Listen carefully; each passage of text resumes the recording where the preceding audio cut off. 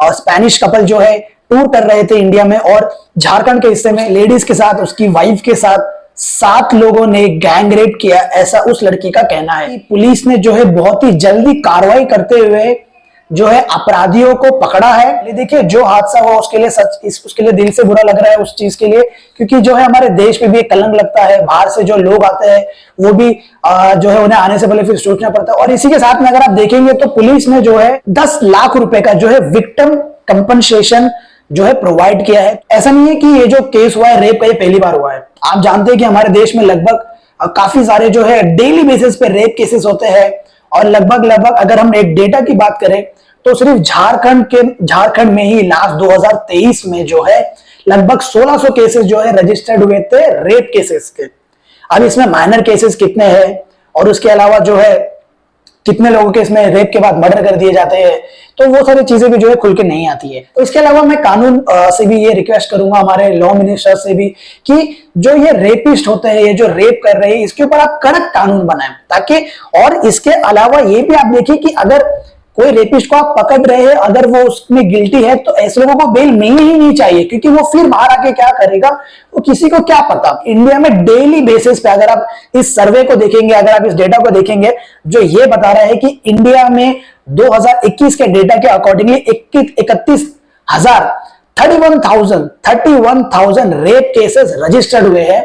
उसके अलावा 2020 में 28,000 केसेस, 2019 में 32,000 केसेस जो है रजिस्टर्ड हुए, यानी ऑन एन एवरेज आप निकालेंगे तो हर साल लगभग 30,000 रेप केसेस आते हैं, यानी ऑन एन एवरेज डेली 80 से 85, 90 के बीच में, 80 to 90 के बीच में जो ये रेप केसेस होते हैं इंडिया में। इसमें से माइनर कितने होते होंगे, कितने गैंग रेप होते होंगे, उसके अलावा कितने लोगों का मर्डर कर दिया जाता है रेप करने के बाद में। तो ये एक बहुत ही सीरियस मुद्दा है, बहुत ही सीरियस इशू है।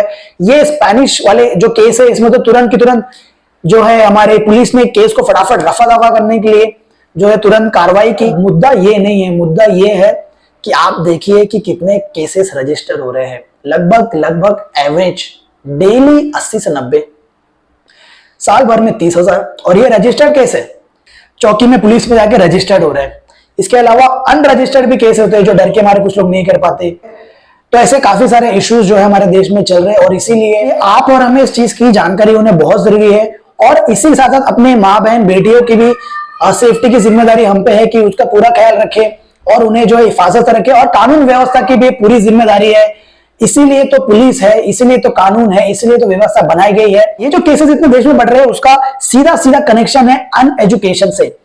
जी हाँ, अगर आप ये डेटा और खंगालते हैं इस डेटा को, तो आपको समझ में आएगा कि ये जो केसेस आपको ज्यादा मिलते हैं, ये आपको उसी राज्य में मिलेंगे, उसी डिस्ट्रिक्ट में मिलेंगे जहां पे अनएजुकेशन ज्यादा है।